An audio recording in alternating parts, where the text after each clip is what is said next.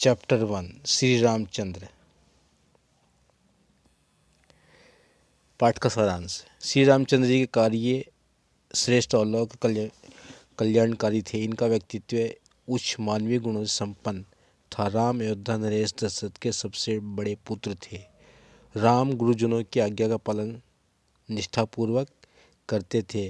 पिता की आज्ञा से राम ने अपने छोटे भाई लक्ष्मण के साथ ऋषि विश्वामित्र के आश्रम में जाकर उनके यज्ञ को हानि पहुंचाने वाले राक्षसों का वध किया।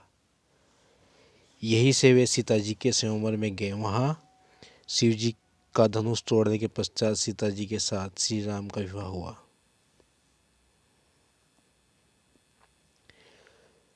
जब राजा दशरथ वृद्ध हो चले तब उन्होंने राम को शासन का भार सौंपना चाहा, परंतु मंथरा दासी के बहकाव में आकर कैकेयी ने राजा दशरथ से दो वरदान मांगे। ये वर दशरथ ने देवासुर संग्राम में कैकेयी के असीम शौर्य और सहायता से प्रसन्न होकर उसे मांगने को कहा था। कैकेयी ने भविष्य में कभी मांगने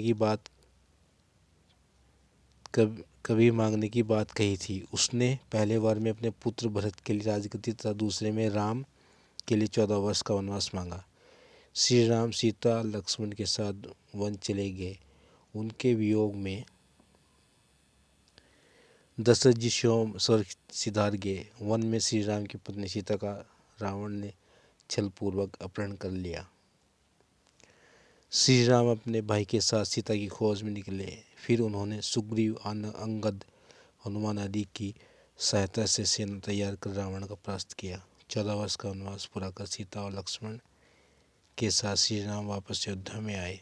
श्री राम ने शासन की उत्तम व्यवस्था की। इनके राज्य में जनता सुख और आनंद से जीवन व्यतीत करती थी। तुलसीदास जी ने रामचरितमानस में राम राज्य का वर्णन किया है। अभ्यास। प्रश्न नंबर 1। रामचंद्र जी के जीवन में कौन से गुण आपको प्रिय लगते हैं? उन गुणों को आप क्यों अच्छा समझते हैं? उत्तर में लिखना आपको। श्री रामचंद्र जी माता पिता और गुरु के परम भक्त, आज्ञाकारी, आदर्शवादी, परोपकारी, सहनशील, धैर्यवान, वीर, साहसी, प्रजापालक, मर्यादा पुरुषोत्तम थे। इन गुणों से ही जीवन मूल्य तथा मानवता सामर्थ्य होती है। प्रश्न नंबर 2। श्री राम के राजाभिषेक के समय कौन सी घटना घटित हुई? श्री राम के राजाभिषेक के समय दासी मंथरा ने कैकेयी को के कान में भरे। मंथरा के बहकाव में आकर कैकेयी ने राजा से 2 वर मांगे, जिनके लिए राजा वचन दे चुके थे। एक बार उसने अपने पुत्र भरत के लिए अयोध्या का राज्य मांगा तथा दूसरे में राम के लिए 14 वर्ष का वनवास। प्रश्न नंबर 3।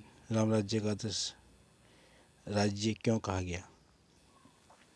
रामचंद्र जी ने शासन की उत्तम व्यवस्था की। उन्होंने जनता के सुख सुविधा का इतना प्रबंध किया कि किसी व्यक्ति का कोई कष्ट नहीं था। सब स्वस्थ तथा सुखी थे और आनंद पूर्वक जीवन व्यतीत करते थे। इसलिए राम राज्य को आदर्श राज्य कहा गया। प्रश्न नंबर 4। इस पाठ में श्री राम के अतिरिक्त कौन कौन से पात्र हैं जो आपको पसंद है और क्यों? इस पाठ में श्री रामचंद्र के अतिरिक्त भ्राता लक्ष्मण, सुग्रीव, हनुमान मुझे पसंद है क्योंकि उन्होंने मुश्किल समय में श्री राम का साथ दिया। प्रश्न नंबर 5। अपने गुरु जी से रामचंद्र जी के पुत्रों के बारे में कहानी सुनिए।